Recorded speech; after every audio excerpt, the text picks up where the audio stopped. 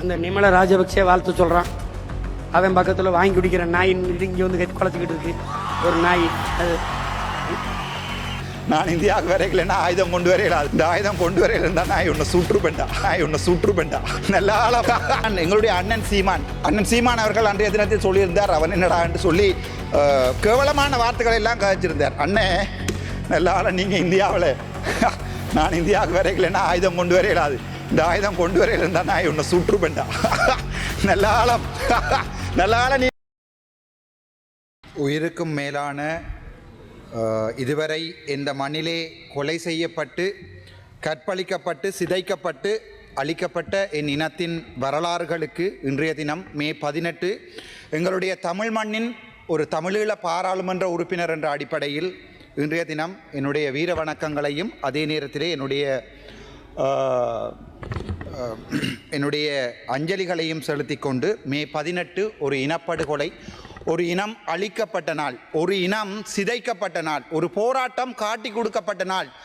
அதையெல்லாம் தாண்டி சொல்லுவதாக இருந்தால் ஒட்டுமொத்தமாக தமிழ் பேசுகிறோம் என்கின்ற ஒரு காரணத்துக்காக தமிழன் புதைக்கப்பட்ட இந்த மண்ணிலிருந்து மீண்டும் ஒரு தமிழ் குரல் கேட்க வேண்டும் என்று ஆசைப்படுகின்ற தமிழ்நாட்டு மக்களுக்கும், அதே நேரம் இந்த மே 18ஆம் தேதி எங்களுடைய இனப்படுகொலையை நடந்த விடயத்தை தங்களுடைய மனதிலே இருத்துவோம் என்று சொன்ன தமிழ்நாட்டு முதலமைச்சர் அன்புக்கும் பாசத்துக்கும் உரிய அண்ணா விஜய் அவர்களுக்கும், தளபதியின் தளபதி ஆதவ் அர்ஜுனான் அவர்களுக்கும், ராஜ்மோகன் அண்ணாக்களுக்கும் என்னுடைய மனமார்ந்த நன்றிகளை தெரிவித்துக் கொள்கிறேன். இந்த பயணம் இந்தியாவிற்கான எனது இந்த பயணம் என்னை பொறுத்த வரைக்கும் மிகப்பெரிய வெற்றியை தந்திருக்கிறது. அரசியல் தெரிந்தவர்களுக்கு அது நன்றாக தெரியும். தமிழகம், தமிழீழம் என்பது வார்த்தைகளால் மட்டுமல்ல, மொழிகளால் மட்டுமல்ல, உணர்வுகளால் மட்டுமல்ல. தமிழகம், தமிழீழம் என்பது இரத்தத்தால் இணைந்த 2 பிரதேசங்கள். என்னுடைய கடந்த பாராளுமன்ற உரையிலே நான் சொல்லியிருப்பேன், யாழ்ப்பாணம் மட்டக்களப்பு கொடுங்கன்னு. இப்போது எனக்கு இந்த பயணத்துக்கு பிறகு சொல்ல வேண்டியிருப்பது, இலங்கையும் சேர்த்து எடுத்துக்கொள்ளுங்கடா தமிழத்துக்கு ப்ளீஸ்.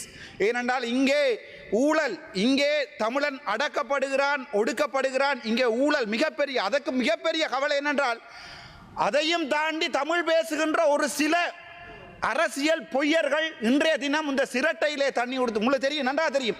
இதில் தமிழ் கேட்டுக்கொண்டிருக்கின்ற, தமிழிலே கேட்டுக்கொண்டிருக்கின்ற யாருக்குமே, அல்லது சிங்களத்திலே உரையை கேட்டுக்கொண்டு இருக்க தெரியும். இந்த பாராளுமன்றத்திலே சிங்கள பாராளுமன்ற உறுப்பினர்களும் தமிழ் பாராளுமன்ற உறுப்பினர்களும், எங்களுடைய கதிரையிலே இருக்கின்ற சபாநாயகரை கூட நான் அக்கா என்று தான் பாராளுமன்றத்தில் கதைப்பேன். ஆனால் தமிழனுக்கும் சிங்களனுக்கும் இங்கே பாராளுமன்றத்திலே வேற்றுமைகள் இல்லை.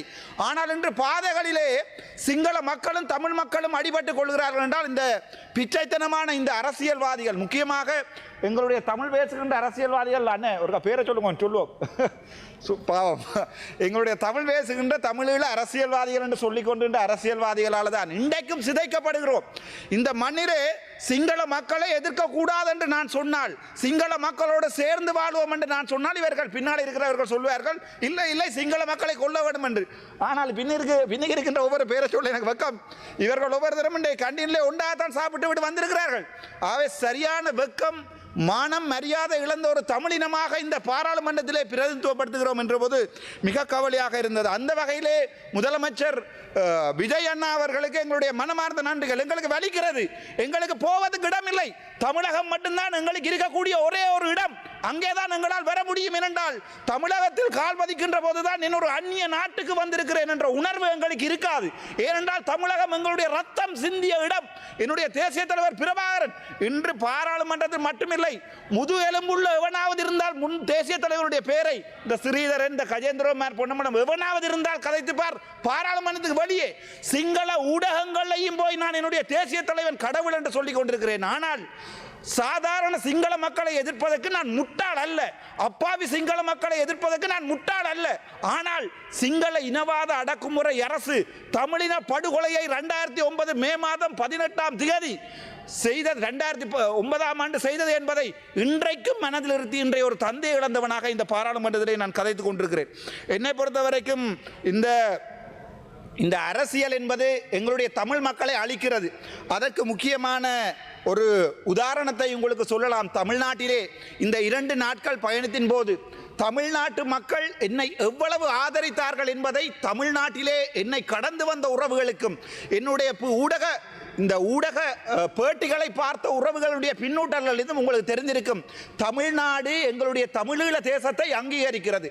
வெறுமனே சிரட்டைகளிலே பாலை குடித்து கொண்டிருக்கின்ற எங்கண்ட கஜேந்திரமார் பொன்னம்பலமோ இல்லாட்டி பாவம் உங்களோட பேரை சொல்ல வைக்க இருக்கடாப்பா சொல்லல. அதால் உங்களை போன்றவர்களால் தான் எங்களுடைய தமிழீழம் மீண்டும் அழிகிறது.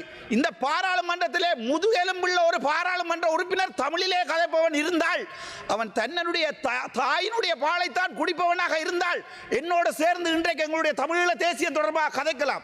ஆனால் இது வலி, இது ஒருவனின் வழி இல்லை, ஒருத்தியின் வழி இல்லை, இசைப்பிரியா மட்டுமில்லை, 1000 இசைப்பிரியாக்கள் புதைக்கப்பட்ட மண்ணிலே இன்று புத்தக கோயில்கள் கட்டப்படுகிறது. எங்களுடைய வழிகளை எவனுமே கேட்பதற்கு தயாராக இல்லை. இங்கே காட்டி கொடுக்கிறோம், பெத்த தாயை காட்டி கொடுக்கிறோம், தங்கையை காட்டி கொடுக்கிறோம், அக்காவை காட்டி கொடுக்கிறோம், ஒரு தமிழ் இனத்தை காட்டி கொடுக்கிறோம். ஒரு காட்டி கொடுக்கின்ற இனத்தோடு தான் நாங்கள் வாழ்ந்து கொண்டிருக்கின்ற போது சிதைக்கப்பட்ட ஒரு இனத்திலிருந்து உங்களிடம் கேட்கிறேன், மறுபடியும் எங்களுடைய மக்கள் நிம்மதியாக வாழ வேண்டுமென்றால் அதற்குரிய அரசியலை என்னை செய்ய விடுங்கள். ஒரு விடயம் நான் எங்களுடைய அண்ணன் சீமான் அவர்கள் அன்றைய தினத்தில் சொல்லியிருந்தார். அவன் என்னடா என்று சொல்லி கேவலமான வார்த்தைகளை எல்லாம் கதைச்சிருந்தார். அண்ணே நல்லால நீங்கள் இந்தியாவில், நான் இந்தியாவுக்கு வரைக்கலைன்னா ஆயுதம் கொண்டு வரையிலாது, இந்த ஆயுதம் கொண்டு வரையில் இருந்தால் நான் உன்னை சுற்றுப்பேன்டா. நல்ல நீ இப்போது இந்தியாவில், ஏனென்றால் இந்திய மக்கள் நல்லவர்கள். எங்களுடைய தேசியம் கதைக்கப்படுகின்ற போது உன்னை அவர்கள் தேசியம் கதைக்கிறா என்பதற்காக பார்க்கிறாடே சுற்றுப்பட்டா, நீ வந்திருந்தீண்டா யாழ்ப்பாணத்தில் உன்னை வெடி வச்சிருப்பேன். ஆனால் இப்போது இந்தியாவில் பாதுகாப்பாக இந்தியாவில் இருந்து கொள், திரள்நிதி வரும், வேண்டு சாப்பிடு தின் மலம்களி அப்படியே இரு எங்களுக்கு. ஆனால் எங்களுடைய இனத்தை விற்காத, எங்களுடைய வலிகளை விற்காத. எனக்கு வலிக்குது, என் அம்மா சாத்திருப்பா, என்னுடைய தந்தை இறந்திருக்கிறார், என்னுடைய தாய் இறந்திருக்கிறார், கற்பழிக்கப்பட்டிருக்கிறார், எங்களுக்கு வலியடா விற்காத. அவ்வளோதான் உன்னோட கேட்கிறேன். தாராளமாக திரள்நிதி வேண்டு கொள்ளு, உன்னுடைய வயிற்றை நிரப்பிக்கொள்ளு, எனக்கு பிரச்சனை இல்லை. இந்த விடயத்தை நான் சிங்களத்தை சொல்ல விரும்புகிறேன். அப்பே ජනතාවට මම එකක් කියන්න සිංහල ජනතාවට. මම මෙච්චරවල දෙමළෙන් කතා කරා සිංහල කියන්න. කරුණාකරලා අහන්න. ප්‍රභාකරන්ගේ පින්දූර පුච්චලා එළිය ඔය සීන් දාලා වැඩක් නැහැ. මට ඕන්න මරාගන්න පුළුවන් නාමල් රාජපක්ෂව පාර්ලිමේන්තුව ඇතුලේ. මට ඕන්න නාමලුත් එක ඩීලයක් දාලා නාමල් කොයි හරි නිකන් ඉන්න තරේ උන්ගේ බෙල්ලෙන් පපුවේ මට ගහන්න පුළුවන්. හැබැයි මමයි නාමල් රාජපක්ෂව දෙන්නම කතා කරලා ඉවර ගන්නවා. සිංහල ජනතාව ගිහිල්ලා ඕක ගිහිල්ලා දෙමළ මිනිස්සුන්ට කැපෙන්න එපා. ඇති අවුරුදු 39ක් අපි රණ්ඩු වුණා. ඒ නිසා අපේ ප්‍රශ්නේ තිබ්බා නම්, අපේ ප්‍රශ්නේ තියෙනවා නම් අපි කතා වෙලා 2029 ඉවර කරන්න. දැන් මම අනුර කුමාරසනායත් එක්ක ඕක කතා කරලා ඉවර කරන්න කැමැති.